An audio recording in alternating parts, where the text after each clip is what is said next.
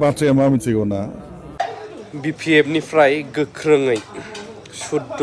सारा माखासे फोरमायथि होदों गोदान जयनिं जानाय मानाय आरो बे जयनिंआव दिनै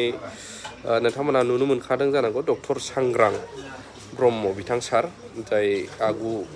समाव UPPनिफ्राय गोख्रों खामानि मावदोंमोन दिनै रिसेन्ट बिथांनि टिमफोर आरो गोबां जयेन जाफैनायखौ नुनो मोनदों दा टिकेटनि बेलायाव सारा मा फोरमायदों एसे खोनासंनानै लानि एसे नाम खोनादों केन्डिडेट हिसाबै नोंथाङा जुदि केन्डिडेट मोनोबा दारायगोन ना दाराया नामाथ' ओंखारबाय थादों एक्चुअलि बाथ्राया मा मिथिगौ ना थांनाय बाइ इलेक्सनाव जिहेतु आङो गेलेबाय आरो नोंसोर बयबो मिथिगौ रायजोफ्रा मिथिगौ रुलिं गभर्नमेन्टनि एगेन्स्टआव बाइ इलेक्सनाव गेलेनाया बहुत माने समस्यानि बिसय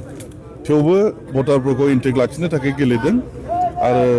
बे ग्राउन्डखौ नायोबानो रेगुलार जितु दा एसेम्बलि इलेक्सन जागोन निस्सय गेलेनो मोननांगोन तबे आं बुंनो हाया जे आं पार्टि टिकेट मोनखाबाय होननानै बियो पार्टिनि सिद्धान्त जागोन पार्टिया उचित बिबेचना निस्सय खालामगोन बिनि थाखाय नेनांगोन दा आं बुंनो हाया जे आंनो मोनबाय होननानै मोनोबा गेलेगोन आं गेलेखाबायबा दाखालिनो माबायाव बाइ इलेक्सनाव बिसायख'थिया साखाथियाव सफैबाय राजखान्थिगिरिफ्रा दोलो सोलायनायखौ नुनो मोनगासिनो दङ दा मा बुंदों नोंथांमोननि दोलोआव सोलायखागोन आरो दा जिहेतु BPFआ बिराद मोजां मावबाय थादों आगोलबो मावदों गेजेराव बोसोरबा स्कप मोनाखै दा मास मोनब्रै सरकार गठन खालामनाय लोगो जिबायदि मावदों बयबो नुगासिनो दङ फैबाय थागोन बेबायदिनो दिनै 193 जइन जादों UPPनिफ्राय डिफरेन्ट प्राइमारिनि दङ एसे लिडारफ्रा जइन जादों दिनै आं बुंबायना मोजां खामानि मावबाय थादोंना BPFआ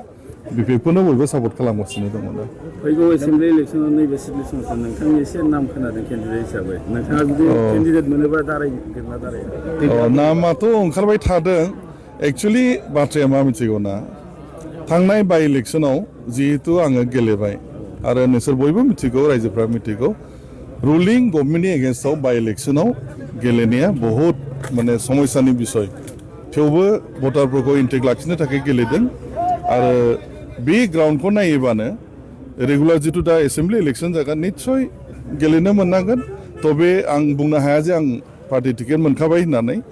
बियो पार्टिनि सिद्धान्त जागोन पार्टिया उचित बिबेचना निस्सय खालामगोन बिनि थाखाय नेनांगोन दा आं बुंनो हाया जे आंनो मोनबाय होननानै मोनोबा गेलेगोन आं गेलेखाबायबा दाखालिनो